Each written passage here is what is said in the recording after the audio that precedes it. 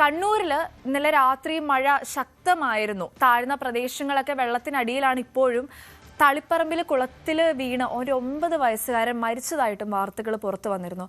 പട്ടുവത്തെ KP അമാനാണ് മരിച്ചത്. കൂടുതൽ വിശദാംശങ്ങളുമായി സുമേഷ് മൊറാഴയാണ് നമ്മളുമായി ചേരുന്നത്. സുമേഷ്, കണ്ണൂര് എന്താണ് ഇപ്പോഴത്തെ സാഹചര്യം? ഒരു 9 വയസ്സുകാരൻ കുട്ടി കുളത്തിൽ വീണ് മരിക്കുന്ന ഒരു സാഹചര്യം അവിടെ നിന്ന് അറിയാൻ സാധിച്ചു. എന്തൊക്കെയാണ് ഇപ്പോൾ കണ്ണൂരിൽ നിന്നുള്ള കൂടുതൽ വാർത്തകൾ?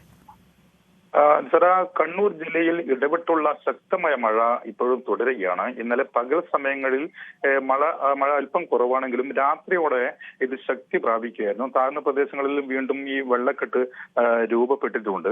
നിലവിൽ മറ്റ് അനിഷ്ട സംഭവങ്ങളൊന്നും ഇതുവരെ റിപ്പോർട്ട് ചെയ്യപ്പെട്ടിട്ടില്ല. ജില്ലയിൽ ഇപ്പോൾ ഒരു ദുരിതാശ്വാസ ക്യാമ്പ് മാത്രമാണ് പ്രവർത്തിക്കുന്നത്. അത് തലശ്ശേരി താലൂക്കിലാണ്. ഈ ക്യാമ്പിൽ 17 സ്ത്രീകളും 4 വീതം പുരുഷന്മാരും കുട്ടികളും അടക്കം ആകെ 25 പേരാണ് ആ ക്യാമ്പിലുള്ളത്.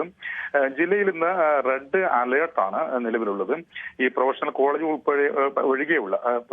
ഒഴികെയുള്ള വിദ്യാഭ്യാസ സ്ഥാപനങ്ങൾക്ക് ജില്ലാ കളക്ടർ അവധി പ്രഖ്യാപിച്ചിട്ടുണ്ട്.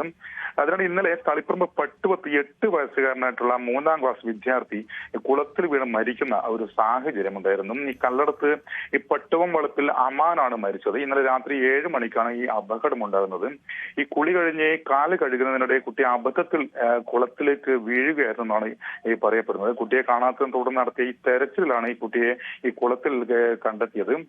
ഈ ആശുപത്രിയിൽ എത്തിച്ചുവെങ്കിലും കുട്ടിയുടെ ജീവൻ രക്ഷിക്കാൻ സാധിച്ചിട്ടുണ്ടായിരുന്നില്ല. പട്ടുമക്കടവ് ഗവൺമെന്റ് LP സ്കൂളിലെ 3ാം ക്ലാസ് ഈ വിദ്യാർത്ഥിയാണ് ഈ കുട്ടി.